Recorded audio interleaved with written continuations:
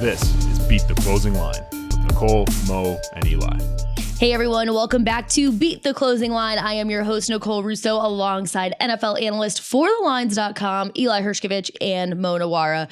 We had some technical difficulties yesterday, so we are coming at you on a Wednesday this week. But as you know, the deal is the same. We are taking a look at opening lines, discussing which bets we like and how we think they're going to move as we inch closer towards game time. Now, before we dive into this discussion, make sure to hit that like button, subscribe to the YouTube channel, and ring the bell so you get notifications for every time we post a new video. And if you are listening to us where you get your podcasts, especially Apple Podcasts, make sure to leave a 5-star review and subscribe to the Beat the Closing Line pod for your chance to win an Amazon gift card. As promised, we are announcing the first winner of that gift card today, which is Jake Lipka. So congratulations, and we will be in touch shortly on social for how to claim that gift. The guys are currently 16, 11, and 1 with their against the spread picks on the podcast so far.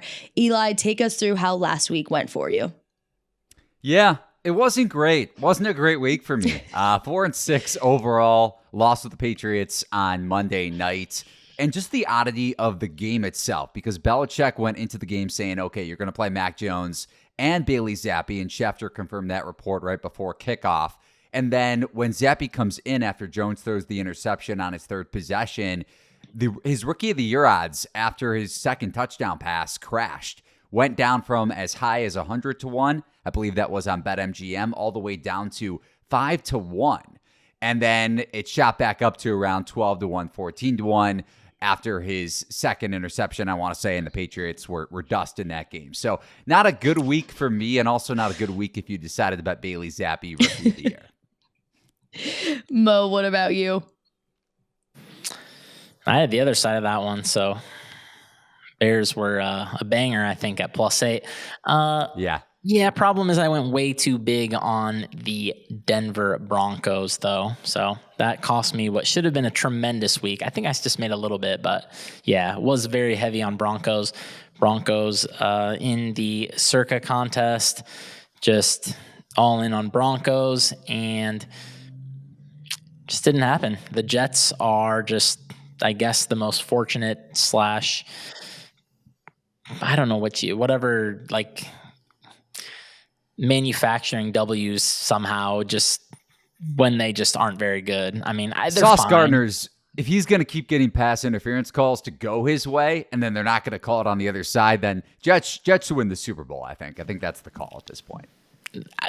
If you can win a Super Bowl without throwing a forward pass and completing it, then the Jets are going to try, because they're definitely winning so far without that. I don't know how much longer it can last, but it's working week after week, and definitely cost me this week. I was definitely hoping Russ would start that game, but still, I'll be honest, like, I still kind of think I got robbed on that one, though. That Zach Wilson fumble to me looked like a fumble. I mean, I don't understand how that wasn't a fumble. Yeah. So I think that should have been 6 for Denver.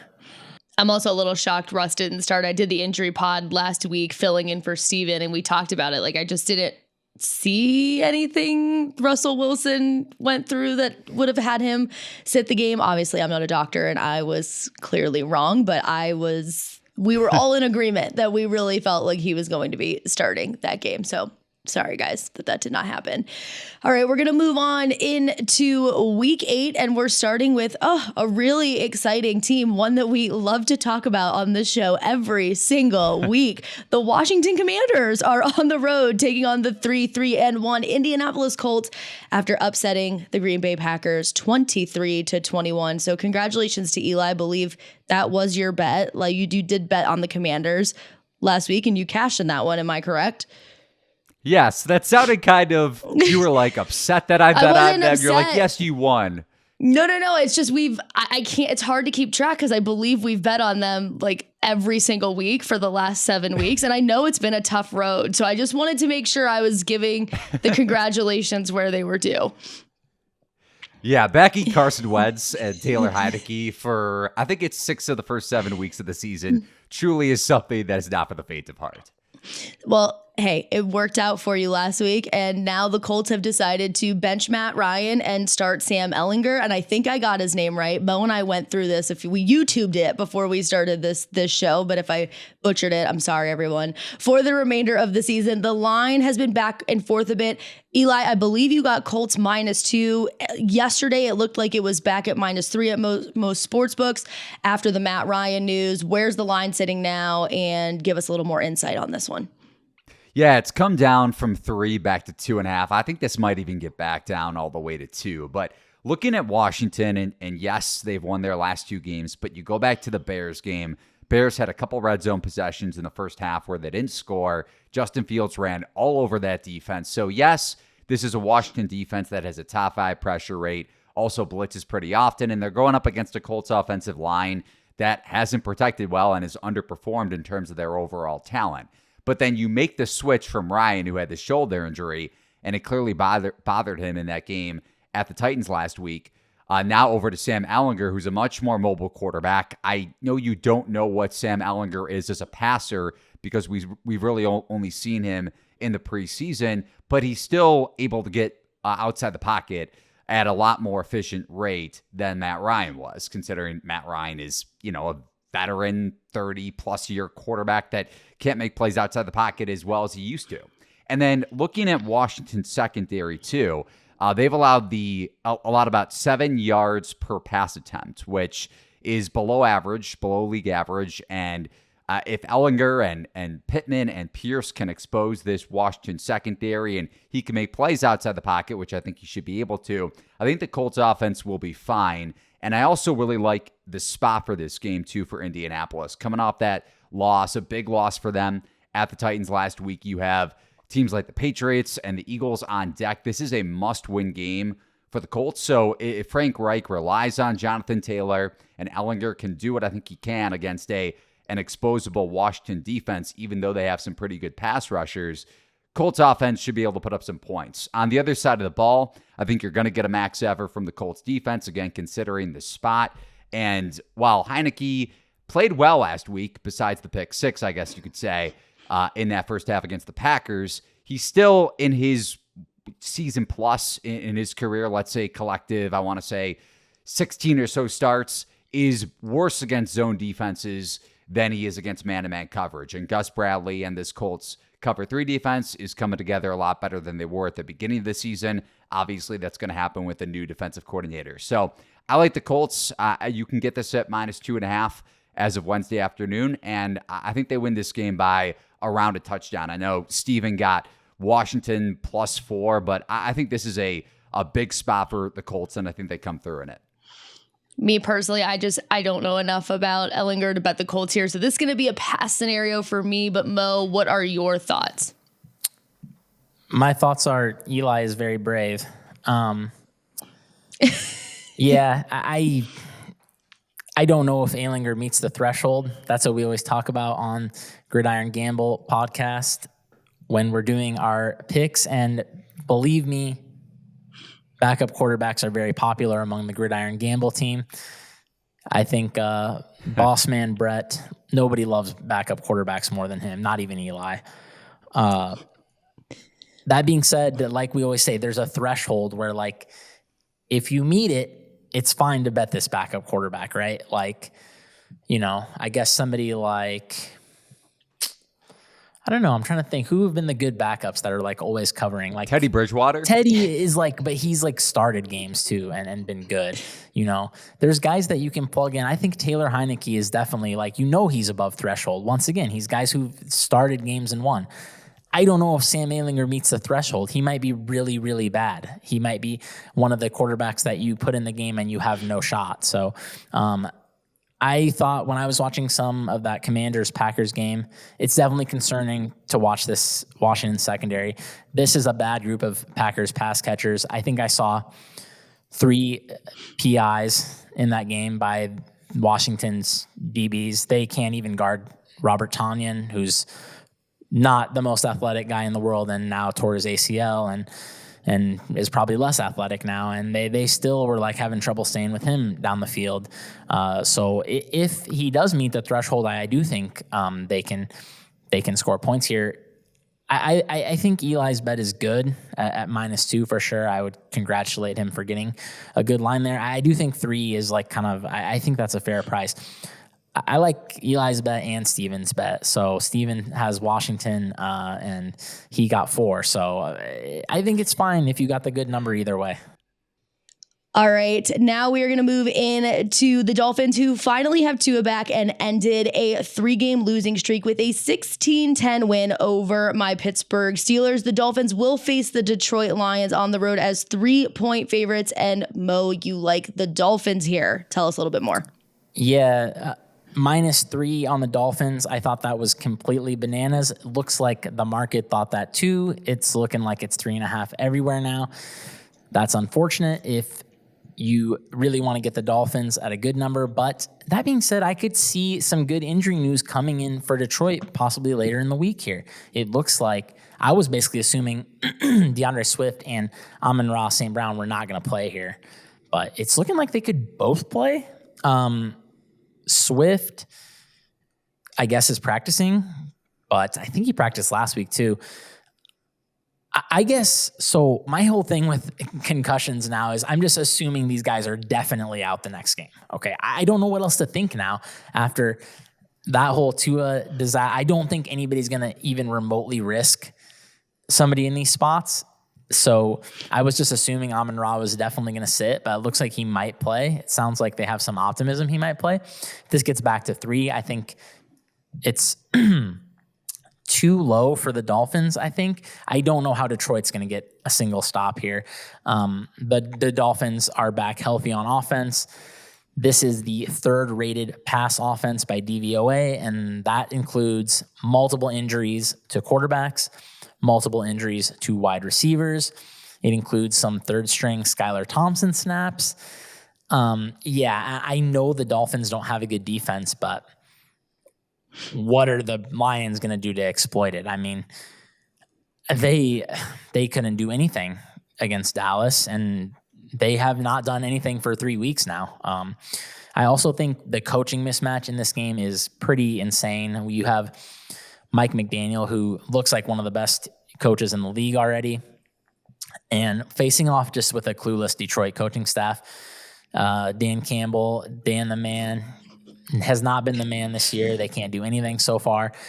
And once again, you have a situation where I think the Dolphins are going to benefit here a lot from being inside more than Detroit is.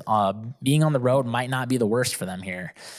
There was a -3.5, only one of those yesterday morning when we were supposed to do this.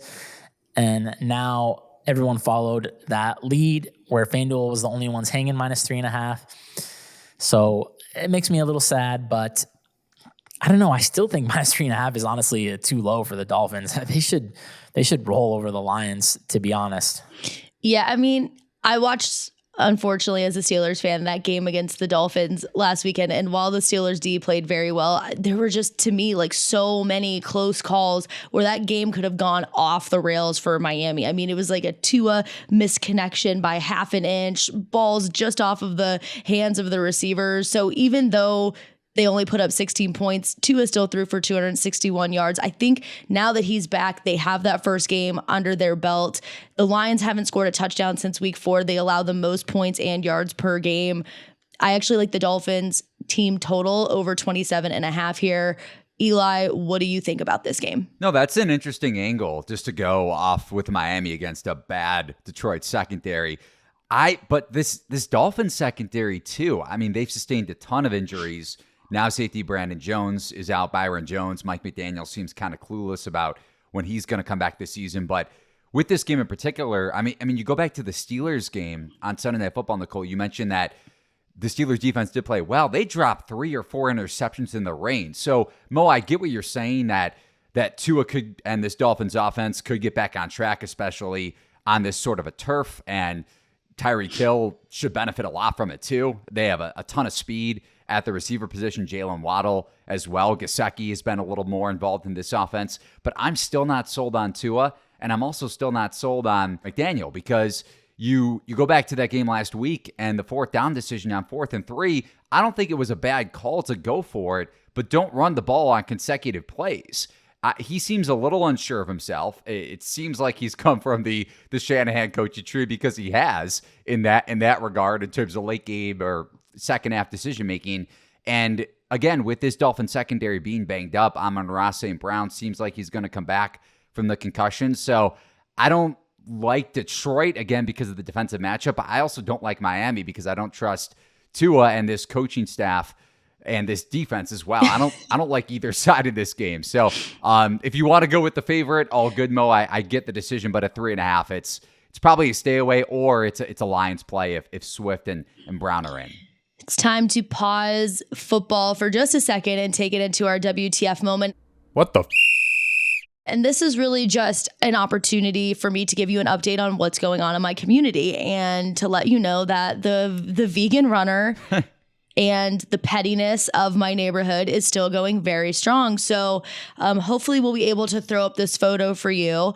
But just to let you know, one of the big Halloween decorations now on one of the streets is a giant skeleton cooking meat in the front yard, and then another skeleton running past it with a shirt on it that says vegan runner. And I have to give my community credit. They have way too much time on their hands because they went out and got shirts made, and the skeleton's in a full chef's costume. I don't know where these people come up with the time, but I love a petty person, and so I'm all for this. Yeah, I respect the decision. At the same time, I was thinking about, as a kid, it's fun to go trick-or-treating, and it's fun to see everything outside of families' houses. I don't really want to be that parent that has a bunch of decorations outside of my house just because it's going to be a pain to clean up.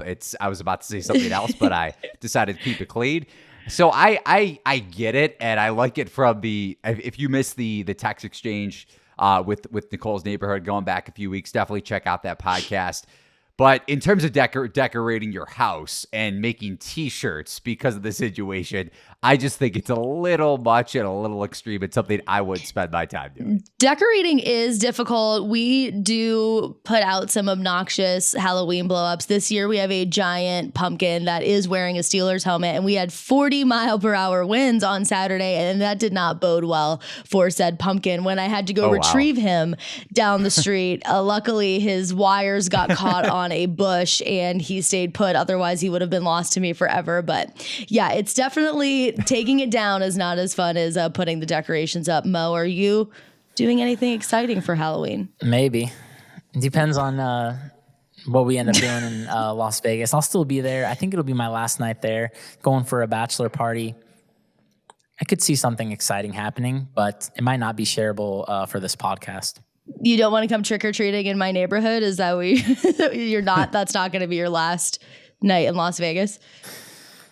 If I come doing the rounds, if I come stay there, maybe I can come take over Donnie's house, and then I can be added to the Facebook group, and I get to partake in everything. Yes. And I don't know. I'll get constant entertainment. I could use constant entertainment in my life. As far as Halloween decorations go, I'm a simpleton. Just carve one pumpkin a year. That's it. And by the way, if you haven't seen on TikTok, the new hack is to take your mixer, your cake mixer, and put it in the pumpkin, and it gets all the seeds out. So if you're carving pumpkins this year and you haven't done it yet, just take that hand mixer and give it a few whirls, and you aren't going to get carpal tunnel by trying to get all this stuff out of your pumpkin. All right, that's our Halloween PSA. It is time to get back into the football talk. We have the Packers stunned last weekend. We've already talked about this. 23-21 to the 23-21 loss to the Washington Commanders, and they now go on to face one of the best teams in the league, the Buffalo Bills. The look-ahead line was Bills -8.5 and is now Bills -11.5 after that Green Bay loss to Washington. Mo, you like this as a buy low spot for Green Bay? I do. Let me see where this one is sitting. It looks like... So yesterday there was 11.5. There's even a 12 today. All right. This is crazy. Right? I mean, this line was 4.5 on the preseason numbers. I get the Bills look great. This was expected. I get the Packers look atrocious. This was not expected. So we're going to move, obviously. Well, I guess 4, actually. I lied. It was 4. It's going to move, but A touchdown? This is wild. I think you have to buy ultra low on Rodgers and the Packers here. Even if you just look at last week, you're still getting a better price based on the look-ahead number was 8.5. I mean, I thought the look-ahead number was good. I mean, I know that they should be big favorites at home off the bye. The Packers are looking poor. I get it, okay? But when you look at the talent across the board on these teams, it's not that deficient for the Packers. As long as Aaron Rodgers' hand isn't a complete mess, this isn't the worst matchup for them. The Packers, they have been absolutely trucked by opposing running games. I think they allowed another 75 yards, something like that, just to Brian Robinson last week. So allowed over 100 yards surely to Washington. But what's the Bills going to do? I mean, they're just going to come hand it off. They're not going to do that. If they do, that's a win for the Packers. You want the Bills handing off. Anytime the ball is out of this passing offense's hands, that's a win for the other team. So anytime, I guess, the Bills are, when they're throwing the ball, this shouldn't be a walkover on the Packers pass defense. They're 10th in passing offense EPA allowed. They're 11th in DVOA. And this projected like a top 5 offense, just based, in the preseason. Everyone expected this to be a top 5 defense. The pass rush has been tremendous. It's top 5 by ESPN's win rate metrics. It's top 5 by PFF grades. And the Bills' O-line has been the unit I've been worried about on their offense for sure, and it's been mediocre this year. They're middle of the pack, around 20th. So I think a good spot for them to potentially get some stops against a tremendous offense, obviously. I just cannot see how the Packers should be double-digit underdogs here. It's way too high for me. Eli, are you in agreement here? I get it from Mo's standpoint, especially when you look back at the look-ahead line and the fact that this thing is up all the way up to a touchdown. But then you think about the Rodgers thumb injury. You think about who the Packers could trot out at receiver with Lazard, Watson, Cobb's on injured reserve. Their offensive line is also, you mentioned the Bills' offensive line, which I agree with in terms of the way they're playing and what they lost in the offseason too. But Allen is exceptional outside the pocket. Rodgers traditionally is, but again, this receiving core is banged up and it's diminished in comparison to last season after losing Devontae Adams. And then one of your better offensive linemen in years past, David Bakhtiari, is banged up. Not sure if he's going to play this week. On the other side of the ball too, with Rashawn Gary, I like the Packers secondary. They can get run over. I think McDermott will play to that a little bit, even though, like you mentioned, Mo, the Bills' passing attack is obviously their best way to win any game. But if the Packers can't get a pass rush and Gary is out, who's one of the best edge rushers in the NFL, then it's going to be tough to stop this offense. So I can't get there with the Packers. I understand it from a number standpoint, but I don't trust Rodgers with the injury. I don't trust this offense to be able to keep pace. Maybe they cover first half if the Bills do try to run it too much, but this is another game where it's probably a stay away for me. And we are going to finish things off with the Cardinals, who are coming off of an 8-point win over the Saints in week 8. But New Orleans at least came through for Mo late with his teaser leg. Meanwhile, the Vikings are coming off of a bye week and are in first place in the NFC North. Kevin Stefanski's team is as high as a 4-point favorite at home. Eli, which side are you looking at? Yeah, so a couple things in the futures market that I have bets on from the offseason. I have the Cardinals win total under 8.5. They're currently at 3-4. I have the Vikings to win the NFC North at around, I want to say, plus 250, plus 300, somewhere in that range. And I still like the Vikings to win the division, but they're being priced at their peak market price on the season, considering they're 5-1. They're coming off the bye. But you look at their last 3 games, 3-0, all by 1 score. They've been outgained in yards per play in all 3 of those games, so they could have conceivably lost in each of those games. And while I like the Vikings offense from a personnel standpoint, and you think about the coaching upgrade going from Mike Zimmer at head coach to a more offensive-minded Kevin Stefanski from the McVay coaching tree, even though he's had some questionable decisions on the season, but Kirk Cousins Still has a below average drop back EPA, expected points added, from a passing standpoint this season. Cardinals could also get a little healthier in the back seven with Trayvon Mullen, former Niners cornerback, and Charles Washington, who hasn't played a down this season. They could both return this week. Not a good Cardinals secondary, but I also don't think the Vikings offense has performed as well as the market seems to believe because of the record. And then on the other side of the ball, this is a shell defense that Ed Donatel runs that can get exposed against an explosive passing attack, which the Cardinals have. And DeAndre Hopkins is back for Arizona, was back against the Saints last week. Didn't do a ton, but still adds an explosive playmaker that can take the top off of a defense that is very exposable in that zone setup. And Kyler Murray has performed better against zone defenses in his career than against man-to-man coverage. Arizona's offensive line should also get a little healthier this week, assuming Rodney Hudson, the center, does come back. And the Vikings don't get a ton of pressure either. They don't blitz a lot. That's also the difference between last year's Vikings team and this year's Vikings team, going from Zimmer to Donatel. Again, he plays that soft coverage in the zone, and they don't try to rush the passer a ton, and they don't do it efficiently, even when they do blitz. So I think Arizona is able to keep this thing within a field goal. Yes, you could make the case that the Cardinals could have lost last week against the Saints without those two Dalton interceptions. Again, a very exposable Arizona defense, but they could get healthier this week. I think Murray's able to make some big plays against this Vikings defense, and I took the +4 earlier this morning, would bet this down to 3.5. Mo, any final words on this game before we take it into our conclusion of the show? This is a tricky one. It is. I don't like either one of these teams, I think, as much as the market. I definitely think the Vikings are a major fade candidate. I mean, they've been very, very fortunate to get where they're at, for sure. That being said, I think Arizona's terrible. I've thought that all year. Kyler Murray looks atrocious.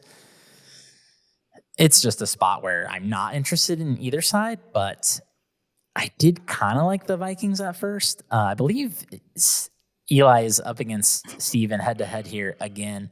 Can't wait. Yeah, I wouldn't call this passing attack explosive. I will say that. They're pretty, I don't know. This is, every time you face the Cardinals, to me, it's all about rush lane discipline. Kyler Murray gets lost if you keep your rush lane discipline and make him stand in the pocket. He doesn't know what to do at that point. I haven't watched enough Vikings defense, I guess, to know if that's going to be the case here. I could see either. It looks like the market's definitely with Eli, though. It's coming down to 3.5 in some spots. And would I be surprised if... I guess what I'm saying is I'd not be surprised at all if the Cardinals just won this game. I think I would rather just play Cardinals on the money line, to be honest. But either side is just... These teams are both fade candidates for me that I don't want to bet on right now. Before we sign off, Eli, I think you have a new podcast coming out, right? So let the people know about it.